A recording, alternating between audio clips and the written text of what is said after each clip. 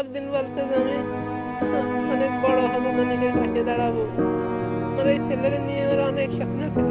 বলেছিল অনেক বড় হব, মানুষের পাশে দাঁড়াবো, কিন্তু আজ সে অন্যের সাহায্যের অপেক্ষায়। বই খাতা থাকার বদলে বর্তমানে তার হাতে চিকিৎসার কাগজপত্র। তাকে বাঁচাতে কৃষক বাবা বিক্রি করেছেন একমাত্র গরু, কিন্তু চিকিৎসার ভার বইতে না পেরে অসহায় হয়ে মানবিক সাহায্যের দিকে তাকিয়ে আছে তার পুরো পরিবার।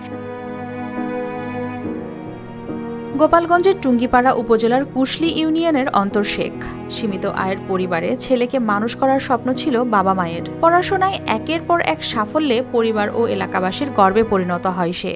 5 উপজেলার ভিতরে মনে করেন ট্যালেন্টফুল বৃত্তি পাইছে, এসএসসিটি গোল্ডেন, আর বর্তমান মনে করেন সেকেন্ড ইয়ারে ভর্তিছে। পড়াশোনা ইন্টার সেকেন্ড ইয়ারে পরীক্ষার্থী এবছর 2026 সালের, তো ভাগ্যক্রমে পরীক্ষা আর দেওয়া হলো না। 1.5 যুগ ধরে ভালোবাসার নিড়ে এসিআই পিওর সল্ট।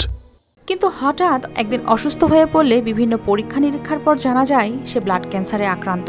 একমাত্র ছেলের চিকিৎসায় সর্বস্ব ব্যয় করেন কৃষক বাবা। আমাদের একটা গরু ছিল, সেই গরুটা বিক্রি করে মোটামুটি যা ছিল হয়েছে ওই এদের চিকিৎসা চালাইছে, আর আমার কিছু বন্ধুরা দিছিল।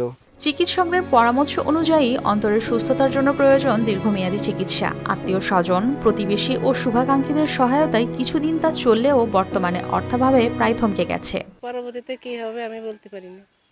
আমাদের এই যে বাড়ির এই যে 3-4 কাঠা জায়গা আছে, এটুকুনি, আর তো ডাঙ্গা জায়গা জমি নেই। স্থানীয়দের মতে অন্তর শুধু তার পরিবারের স্বপ্ন নয়, সে পুরো এলাকার গর্ব। প্রয়োজনীয় চিকিৎসা নিশ্চিত করা গেলে মেধাবী এই শিক্ষার্থী আবারও স্বাভাবিক জীবনে ফিরে আসতে পারবে বলে তাদের বিশ্বাস।